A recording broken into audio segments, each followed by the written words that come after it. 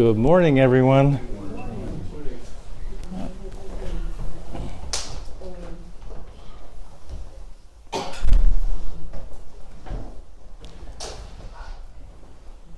I'm going to give a talk this morning on the gift of death. And we just finished our winter 7-day retreat, what we call our Rohatsu session.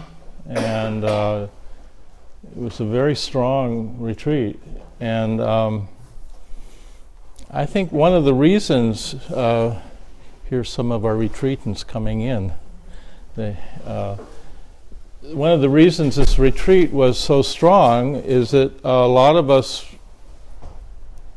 kind of went through struggled with various things. Irritation, anger, stress. In my case, it's just being grumpy. It's my blind spot. June, one of her early talks during the retreat, she said, and my husband's so grumpy, it's good for my practice. And then afterwards, I said to her and I didn't realize it was in a grumpy voice, but it was a very grumpy voice. I said, "Don't tell him I'm grumpy." It's my blind spot. I had a terrible session in the beginning. I had all kinds of business to do, and I was really irritated. And I call that kind of day of a session the yuck day. But you know what? The reason it was strong, the reason why it was so powerful is that we went through that together.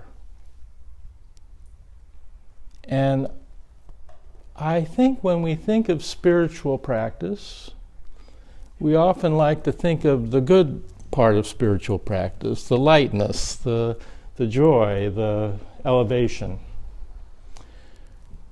But I think if we're going to really plant the root of this Zen Buddhist practice here in our Sangha, as I think we are doing, then I think we have to deal with the grit of our everyday life, the grittiness. We have to be willing to deal honestly with the gritty, the disappointments, the gaps, the irritations.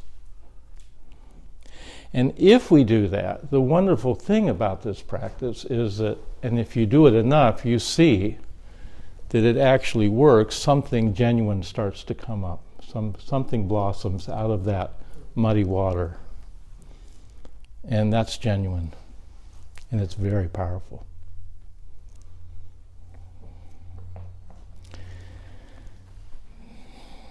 I had a wonderful time remembering Bernie. Sensei gave some really moving, lovely talks about Bernie Glassman Roshi. I'll start with a quote by Bernie. "Our tendency in life is to avoid things that frighten us. But in order to become whole, we need to go deeper into ourselves by reaching further and further into the things we fear." Lots of opportunities to practice.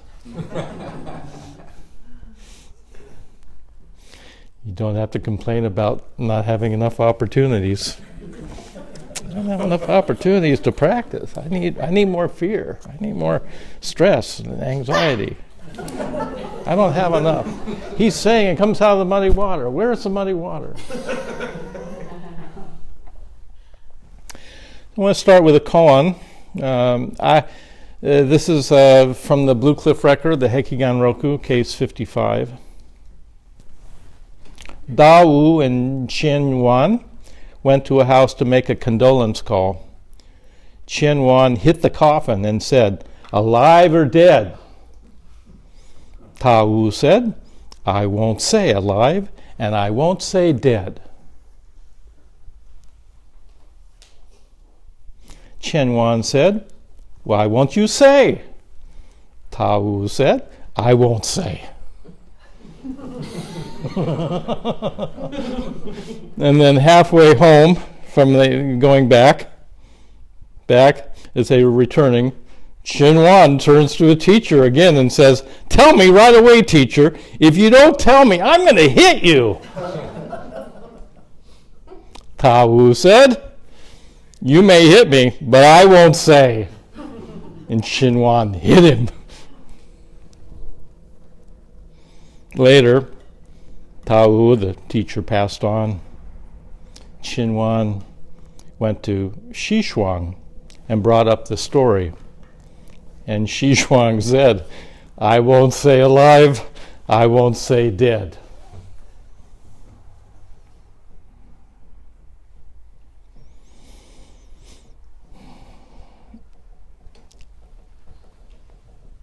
And Yuan said again, "Why won't you say?"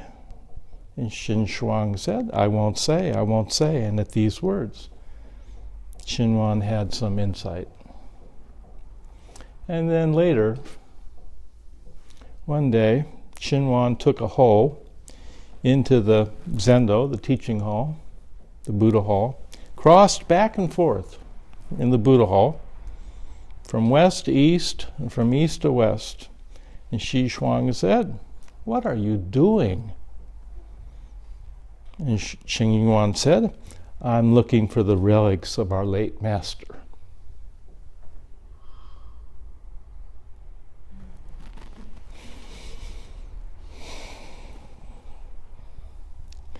Xishuang said, "Vast waves spread far and wide. Foaming billows flood the skies. What relics of our late master are you looking for?" Xinhuan, don't you love this guy? You gotta love a guy that comes back to their teacher like that over and over again. Says, "Come on, tell me. He saw the body, it's dead." Aren't we all asking the same question? Is it dead? What happens after you die? Who here hasn't asked yourself that question? Well, maybe if you're young, you haven't yet.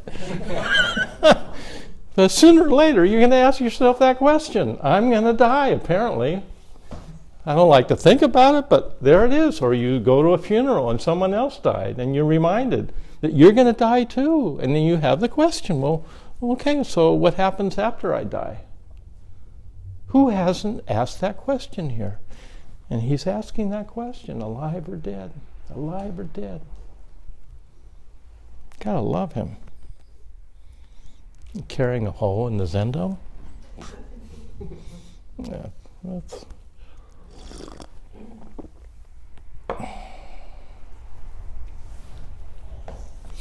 So our death and dying circle has been meeting for the second whole time now. They've been studying Stephen Levine's book, 1 Year to Live. They already went through one whole year of studying that book, and they're almost completing the second cycle again, right? Right. And you asked me to give a talk on death, which I don't give very often, because it's not a particularly easy subject to talk about. I can't come up with any lists or any clever things to say about it particularly.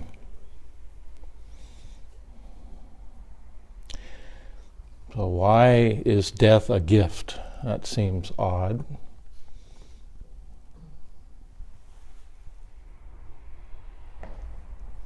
We don't really like to talk about death.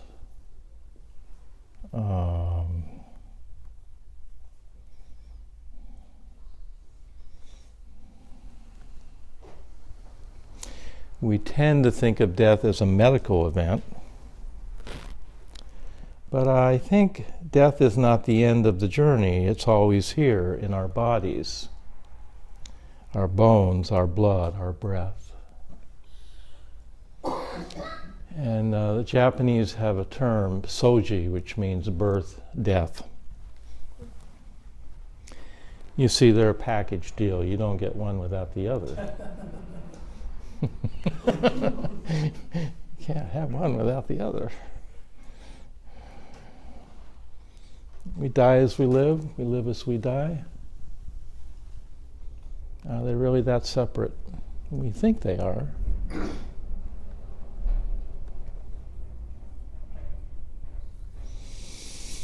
Trungpa developed the whole Shambhala teaching around this metaphor of the great eastern sun and the setting sun vision. And the setting sun vision is the great eastern sun is what we would call in Buddhism nirvana or enlightenment, awakening. And setting sun vision is what we might call samsara, suffering, the world of suffering.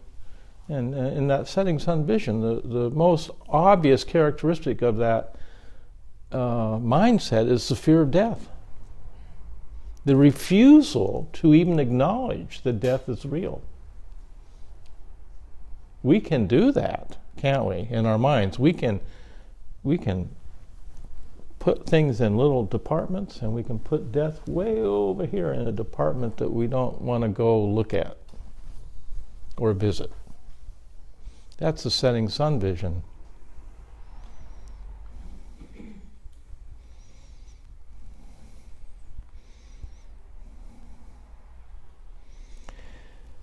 Dogen speaks all the time about impermanence and death. If you read the Genjo Koan, it's all about life and death on a big level, not psychological, but metaphysical, life and death.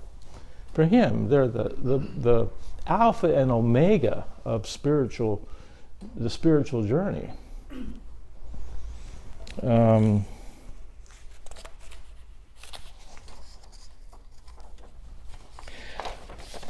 I want to read you this quote by, what's his name? He's a poet, David White. Marvelous poet. And I was reading this and was really surprised at how he put this. I'll share it with you. I'll just use his words because they're beautiful. Joy is a meeting place of deep intentionality and of self-forgetting. Remember Dogen's words, to study Buddhism is to study the self.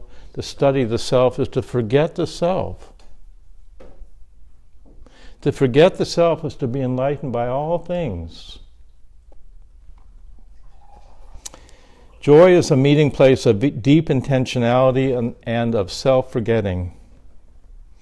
Joy is a measure of our relationship to death and our living with death.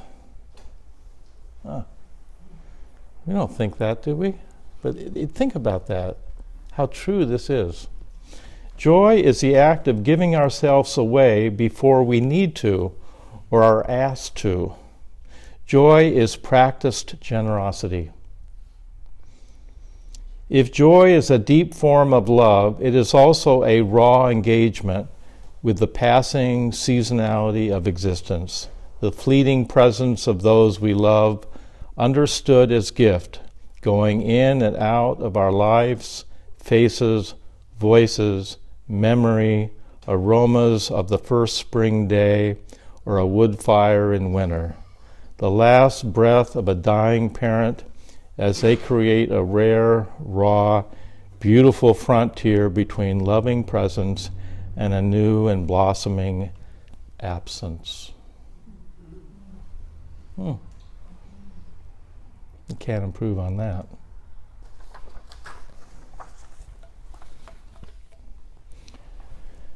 So, if you have ever been at the bedside of someone dying, you know what I mean when I say death is a gift.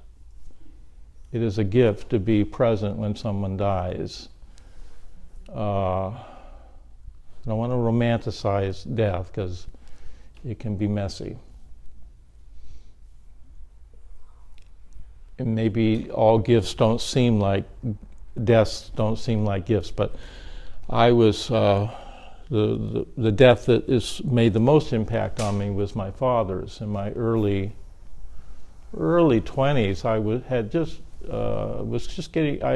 been studying at the Zen Center in Los Angeles for a couple of years. I had taken Jukai. I was getting ready to ordain.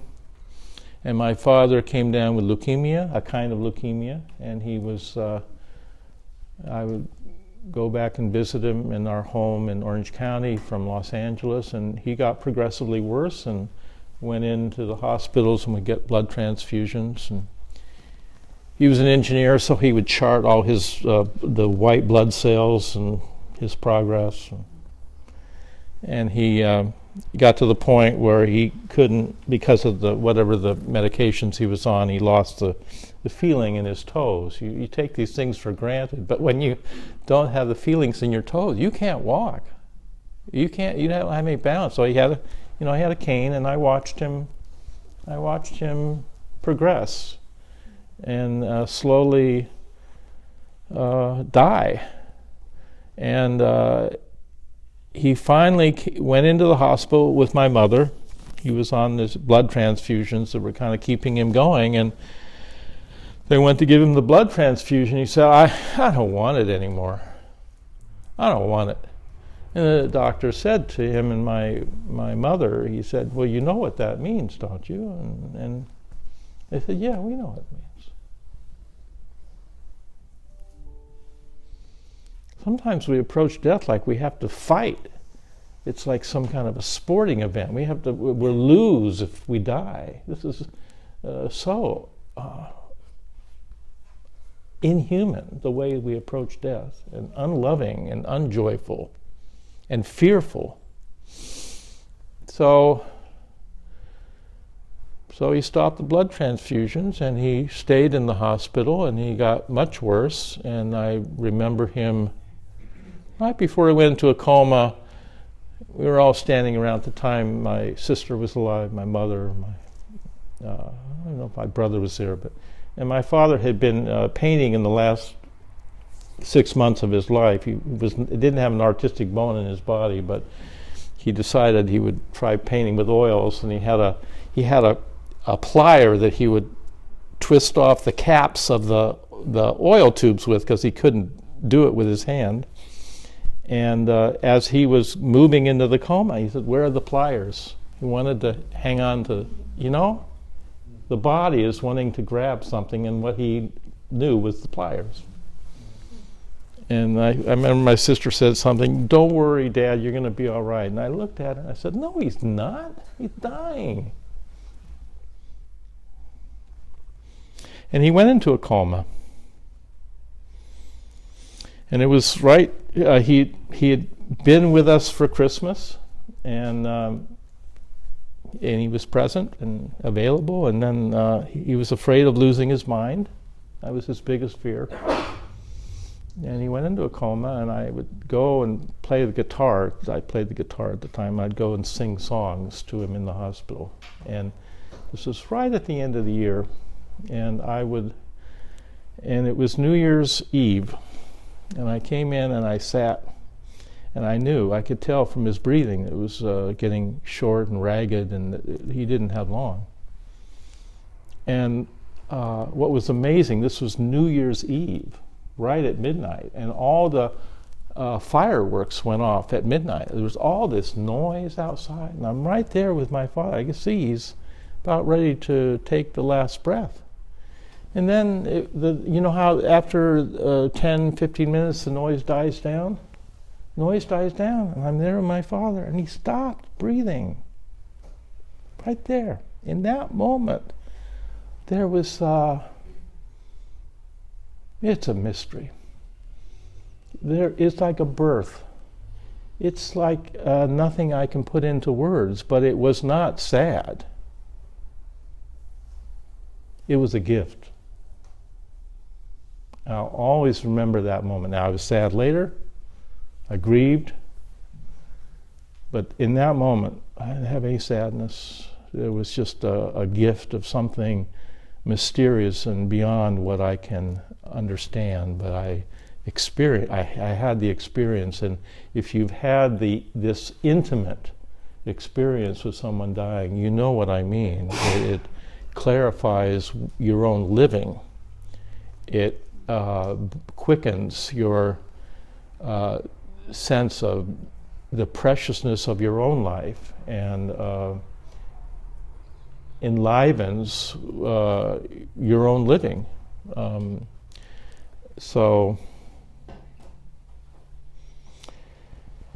And then a few years later, I lost my mother and sister, both in separate incidences, but they were both killed by drunk drivers, instantly gone. And that was a different kind of experience of death. It didn't feel like a gift to me. It felt like a tragedy, and it was awful. And my mother was killed, and by a drunk driver in Orange County. I went down to look at her where she had been killed. Neighbors called me at the Zen Center and said, "Bob, we've got really bad news for you. Your mother just got killed." I went down. I went to the scene of the accident. They had the white chalk on the street where she had fallen. My mother's gone. One moment she's here, and now she's not. So how do you? I couldn't digest that. So I went down to the morgue. I said, "I got to see her." My family thought I was crazy. "No, you want to go to the morgue?" "I have to go to the morgue. I have to see her. I got to see that she's dead, alive or dead. I got to knock on that coffin." No, she's dead. I thought. But once wasn't enough. I went down 2 or 3 times, and everyone was upset with me. You go to the morgue again? That's so gruesome." "No, that's where my mother is. I got to see it. I got to know that she's dead." And she was dead. There's no doubt about it. That body was no longer my mother. She was gone. It had a huge impact on my life to lose my parents and my sister so early. And so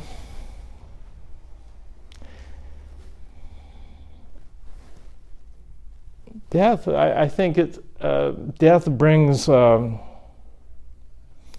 it opens up a dimension of our own humanity and really clarifies what's important. And can you imagine not dying? Can you imagine if we lived to be like 1,000 years old? Can you imagine what the bills would be for health care? We would bankrupt. It would bankrupt the country. They couldn't do it, and then the young people would never get to do anything because we would be getting older and grumpier with each passing year, and we'd get all set in our ideas, No, it's not my opinion. This is how it is. You should remember what it was like in the old days, man. You have no idea, and it was like about 500 years ago. That would be a disaster. That would be the worst thing awful. That would be awful. There's a nice story about Suzuki Roshi. When towards the end of his life, he came down with an illness. They didn't know what it was, and so he went to the doctors and all the tests, and they diagnosed him with this is Shunryu Suzuki at San Francisco Zen Center. They diagnosed him with some kind of a communicable disease. And he was very sad about this because they said he couldn't go to the dining room anymore to eat food with the students. And so he was sad about that. And then they went back and they said, "We made a mistake. Actually, you don't have that disease. You have cancer." And he went back to Mrs. Suzuki and he said, "I got good news. I got cancer so I can eat in the dining room with the students." Isn't that beautiful? That kind of equanimity about the whole thing, that balance. And then I remember one of the last things he said was something like, "Don't worry, the Buddha's going to take care of it all. The Buddha will take care of it."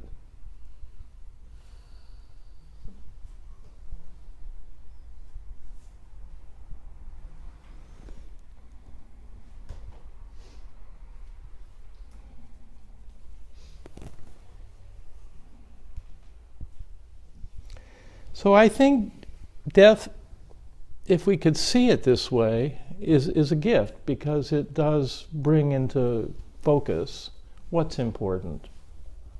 What's important about living this precious life.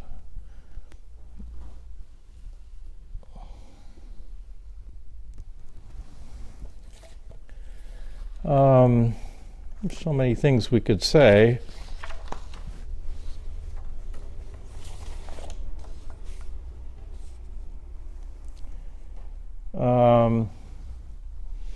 So in our tradition, at least in the Tibetan tradition, there's a lot of practices around living this life so that we can be prepared for dying. And they have, I think, really quite profound and detailed teachings, whether commonly known as the Tibetan Book of the Dead, but I think the other translation, it's the Book of Hearing, the Book of Liberation, the Book of the Book of Living and Dying. It has different translations, but obviously, when the common understanding about bardo, that is one of the main teachings in this text, is that bardo is a state of that happens after we die, but actually that's not exactly the case in terms of this teaching. They speak of 6 bardos, and the notion of bardo is something in between two things, something. So we could say that bardo is the experience we're having every day, the gap that happens when things don't go as you expected. That's a kind of bardo. We're having this experience all the time. And I think one of the ways that we avoid that grittiness that I was speaking about earlier is that the way that we construct the self is that we use our speed and momentum to just kind of push through those things so we don't even notice them. We just shovel it in. As soon as that gap starts, it's automatic. You just start shoveling as fast as you can, and you do this unconsciously. You don't even notice it's there. Because to be with the gap is to be with your fear, your uncertainty, your not knowing, and we just don't want to have that. But the more you practice, I think you start to see that, in a way, the gift is in the gap. The gift in the gap. Yeah, because that's where there's a possibility of something. Something is dying and something's being born. And there's a bardo of dying, there are 6 bardos that are spoken of in the Tibetan Book of the Dead, and we could think of all of these bardos as everyday experiences that we have on a daily basis. But there's the bardo of existence, there's the bardo of meditation, there's the bardo of dream bardo, and then there's the bardo of dying. There's the bardo of what's called the Dharmata, which is the bardo where the Tibetans say that we have the experiences of the peaceful and wrathful deities. And then there's finally the bardo of becoming, of being born, of existence. So if we think of bardo in the without getting technical about it, without trying to worry about what happens after we die, but if we think of living and dying as already being here, we're living and dying each moment, then we could approach bardo as a kind of invitation to really be present to what the gap, when it arises, when it's here, and not look away. As I think Bernie lived his life trying to do that, not looking away, plunging into what he was, into not knowing.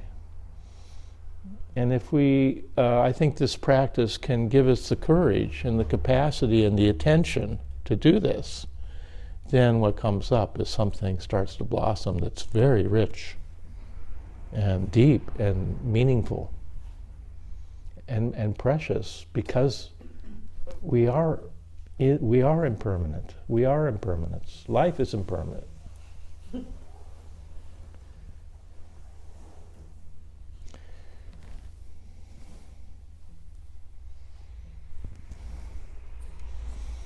I just read a few poems by Zen teachers, and then I think we just have some discussion. I don't have a whole lot to say, really.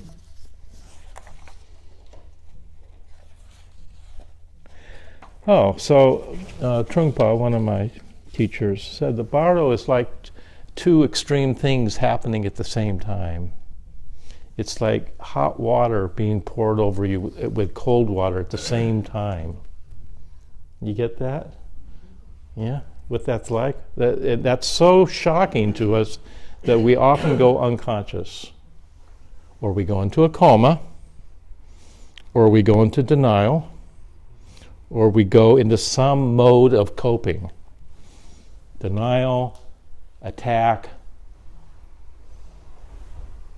please be codependent with whatever the situation is. Those coping things are usually what we do, but I think what we mean by practice is not coping, is bearing witness. Bearing witness is to be in the gap.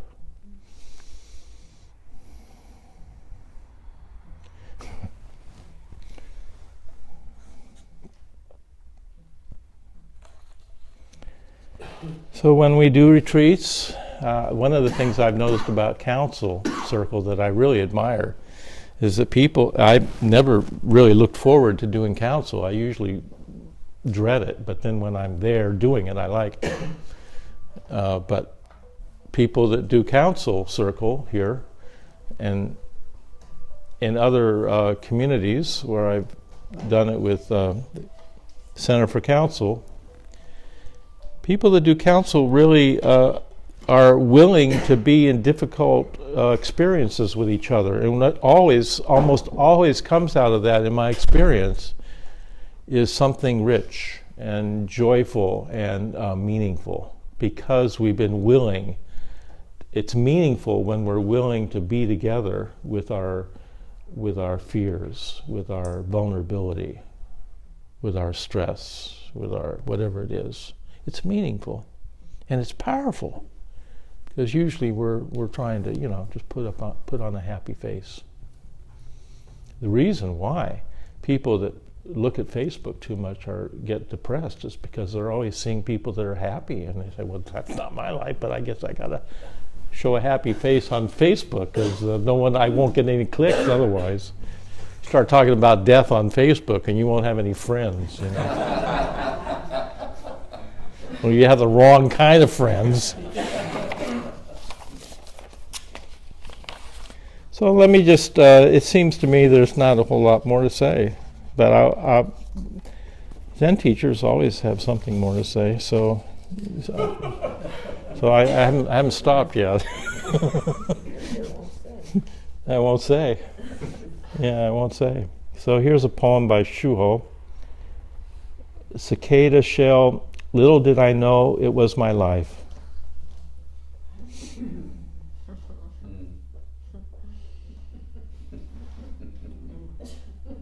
Just say that again. Yeah, cicada shell, little did I know it was my life.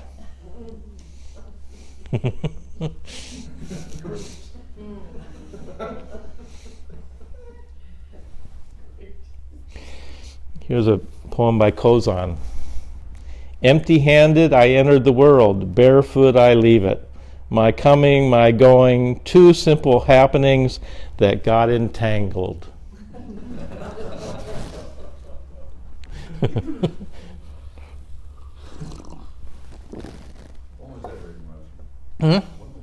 don't know. I don't have the dates on these, but quite a while ago.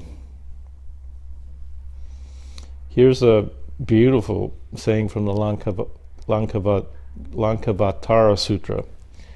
Awakening is where there is no birth, no extinction. It is seeing into the state of suchness, absolutely transcending all categories constructed by the mind. So in our tradition, we speak of the unborn. Our true nature is not born, doesn't die, has no birth, has no death. It doesn't come and go. It doesn't exist in time. It's very hard for us to trust that. Very hard. EQ says, we become what we were before we were born.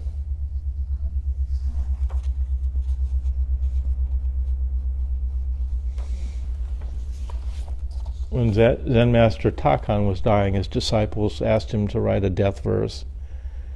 But he said, I have no last words. They insisted, so he wrote the character for dream and passed away. So let me ask you a question. What would be a good death for you? What would that look like, a good death? If you're going to die, you are going to die, so how would you like to? Not like, if you had a choice? Not like my mother's. Huh? Not like your, how did your mother die? Well, kind of complaining, and she didn't. I mean, the last thing she said was, Eve, help me. And, you know, like you were talking about your father, who said that he didn't want the transfusions. Yeah. I couldn't put my mother in hospice because she said she didn't like transfusions. But when I said, well, you know, if you have the transfusions, you'll probably live a little longer, she said better transfusions. Uh-huh. So the hospice person that was there said, well, I can't. No, the hospice won't do that. It's So- against the... so- and then yeah. and she had a kind of leukemia too, but when you know, when I told her, well, you know, they said, like, you have myelodysplastic syndrome, she says to me, and she's 93 and she's, you know, kind of really frail and stuff. She says to me, is it fatal? And I said, Ma, life is fatal.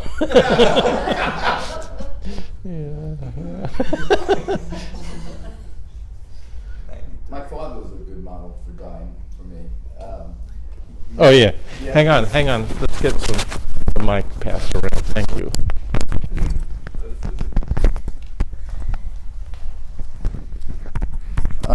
You know, we talk about living and dying the way that you live. My father was quite a character, and he, yes, he was diagnosed with cancer and had to get surgery. And after the surgery, he was being treated. All along, just this incredible attitude. When I don't know, maybe 6 months later, they said he might need surgery again, and he hated the surgery. But after more tests, they told him he didn't need any more surgery, that it was lymphoma. So he called me up, and he said, good news, it's only lymphoma. And I went down to Florida, and we threw an It's Only Lymphoma party for him. And, of course, everybody in the community really didn't know what to do with that. They kept pulling me aside and thinking that maybe something went to his brain. And then eventually it got time. I went to visit him. He drove himself to the hospital for the last time. And in the hospital I said, you know, Dad, I think it's time for hospice. And he goes, well, what's hospice? I said, well, it's kind of where you go to prepare to die. And he looks at me and he goes, what's the prepare?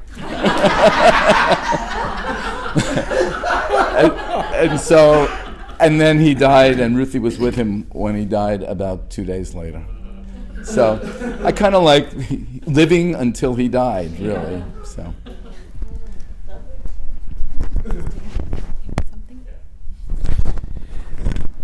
I was sitting with a man who was dying. I can't remember his name, but he was struggling, and I said to him, I'm going to call him Joe. I said to him, you know, Joe, and he was not really conscious, but I was talking to him because, as people who work with the dying know, the ears are the last thing to go. I said to him, you know, Joe, if you just take a deep breath and relax and let go, you'll die. And he took a deep breath and let go, and he died. And I went, holy shit. And I said, Joe, did you really die? There was no response. And I said, so I went out to the nurse and I said, I think Joe just died. And she came in and she said, yeah. It was unbelievable. So I've said this kind of thing to my wife. She said, well, I hope you do, but it's very rare.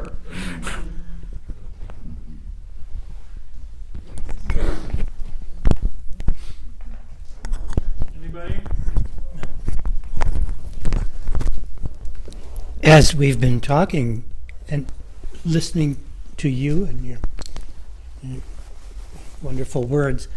I'm thinking that for myself and maybe for our Sangha, that I know there's some kind of connection some of you have with a hospice in the area. And I don't know much about what that connection is, but it seems like it would be, to my benefit anyway, to have more contact with that and to be able to look into that as something for myself and for others.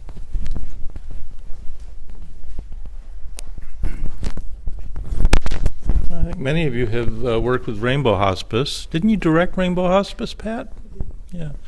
I've started doing work with Journey Care, which is another very large hospice organization, nonprofit.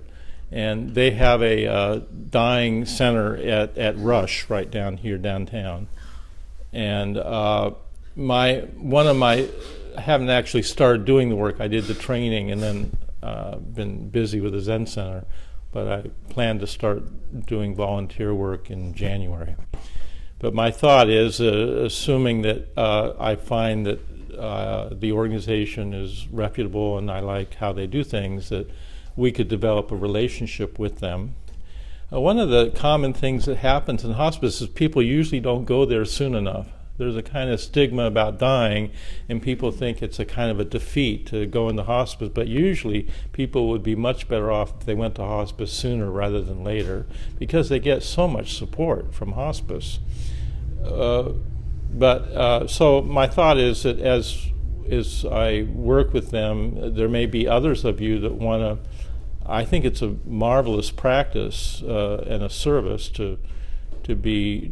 I think hospice is a wonderful organization, and if others want to do hospice, I might encourage you to try working with the same organization, and then we'll develop a relationship with them so that we're all getting older, and as some of us get sick, we will have the resources already available to be able to support each other better and have better information about where we can get things and be able to, I think having a relationship with the hospice would be a good thing for us over time. So I'm sort of hoping we could do that over a couple of years.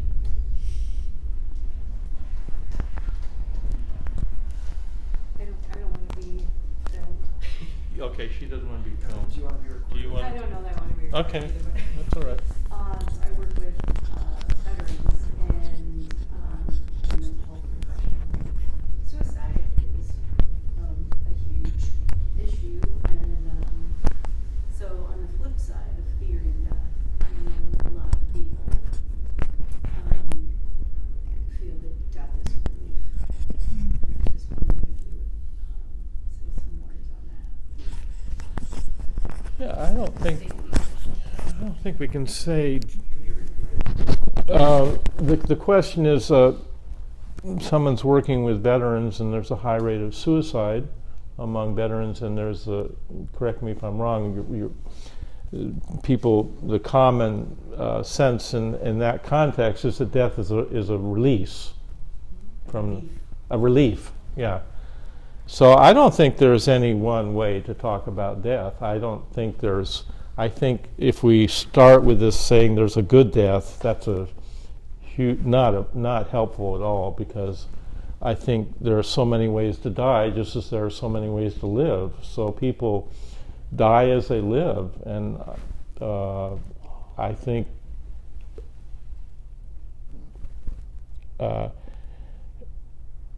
in general, in the Buddhist tradition, suicide is considered to be not a good idea. It's considered to be a pretty bad karmic act if you die out of anger or something along those lines. But I think it's important not to approach this in some idealistic way. I think it's important to approach it as it's part of life, and people do take their lives. They have horrible experiences in their life. They have horrible experience. It's difficult and traumatic coming back from the military and adjusting to civilian life, and there's not a lot of support for it in our culture. So I really can't say anything about it. I think I feel sad about it, and at the same time I feel like, well, yeah, maybe that's okay. Maybe it is a release and a relief for those people. And if that's what they experienced, then what am I to say about that? I can't really say anything. There are European nations that, I read this in the New Yorker, that if somebody has been chronically depressed, they can request their death. Yeah, there's assisted suicide. Oh. Yeah, there are organizations that actually will help you die if you want to. So that's why I asked the question: for you personally, what would be your ideal death? Woody Allen. Huh? Woody Allen said he knows he was going to die. You don't want to be there. He didn't want to be there when it happened. Yeah. What W.C. Fields said on his gravesite, on his stone, it says, "I'd rather be here than Philadelphia."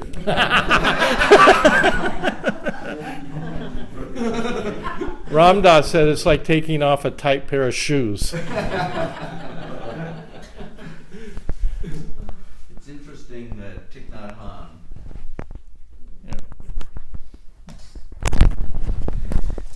It's interesting that you mentioned Ram Dass, who had that stroke. Thich Nhat Hanh had a terrible stroke and has been alive for a few years with it. It's interesting that he left his temple grounds in France and has returned to his, I guess, the temple in Vietnam. And my sense is that he expects to be dying soon, and he wanted to be in his place. He wanted to be in his place of ultimate comfort, I suppose. Emotional comfort. Who knows? Interesting, though.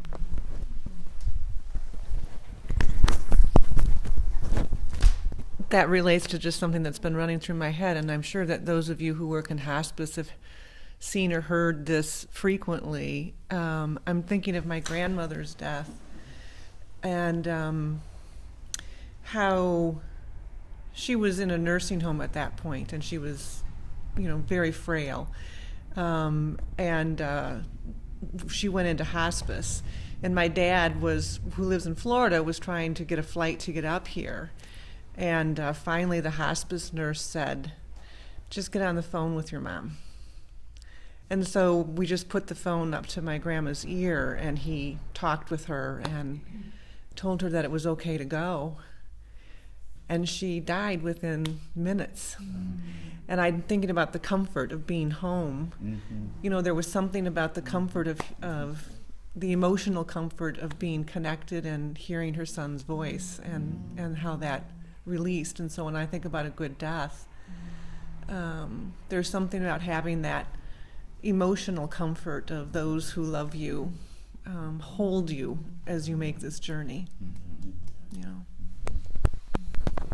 After my dad died, somebody gave me a cartoon out of the New Yorker that was very, very funny. So that you see this person on their deathbed, and it says, "My last dying request," and he's surrounded by a lot of people, "is that you all take off your clothes and get into bed with me."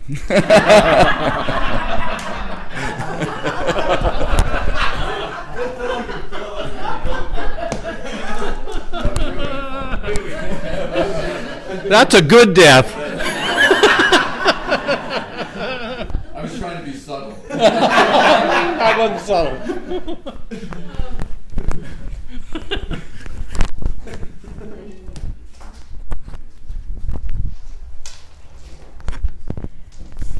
I think my mother was given quite a gift when she died.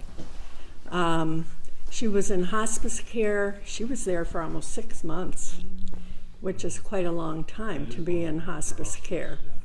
She had a lot of demons about dying and death, and at the same time that she was in hospice care, in the room, this was a small hospice setting with only 6 bedrooms. I mean, this was a beautiful new hospice with a fireplace and a room she could go outside and sit or whatever. But in the room next to her was an infant who was just a few weeks old, who was dying. And my mother always loved infants. And she struck up a relationship with the family of this infant.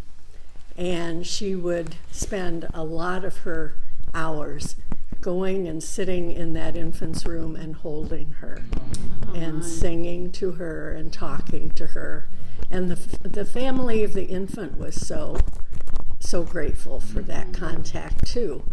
And would, my mother said, we'll take care of each other when we die. That was just a very beautiful thought.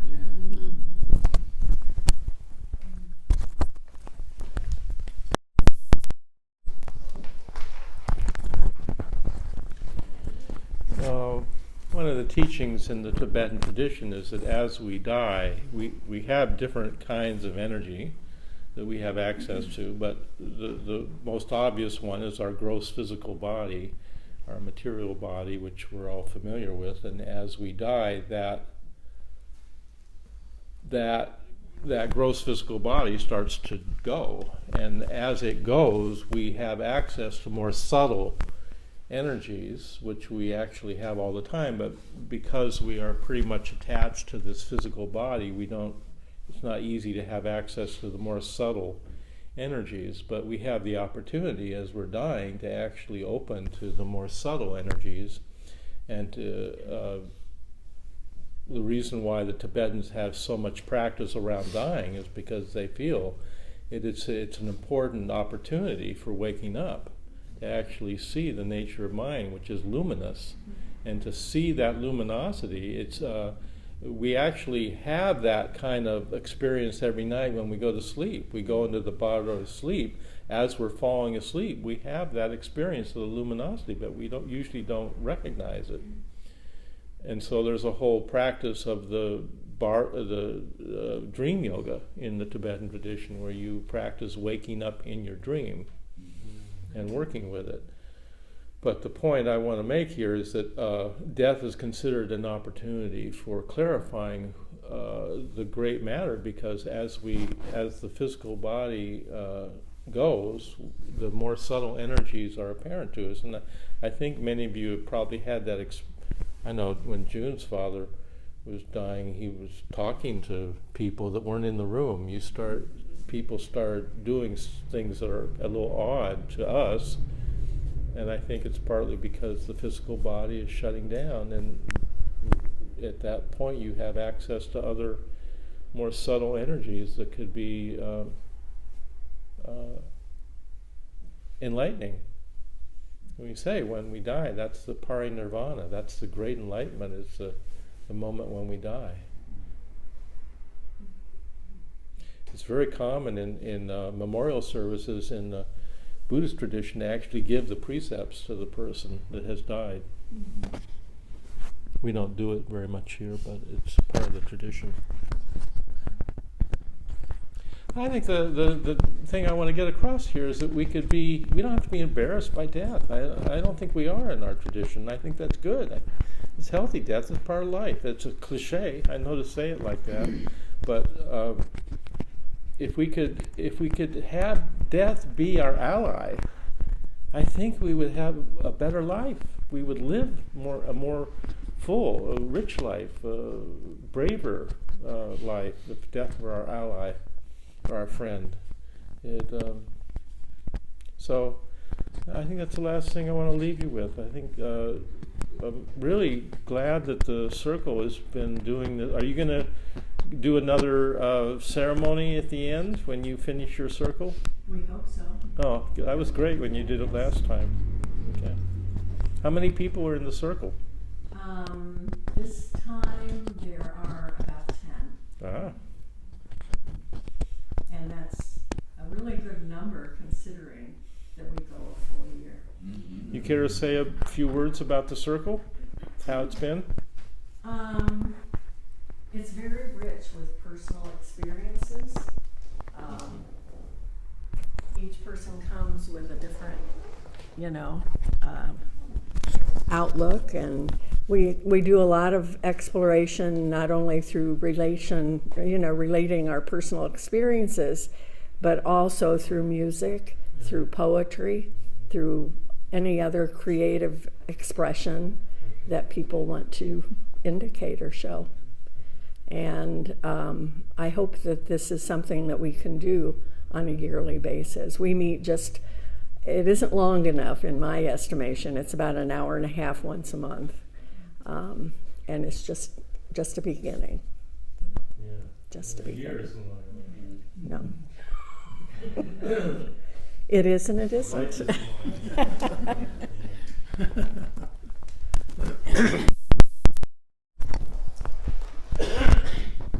So thank you so much, everyone, for coming this Sunday.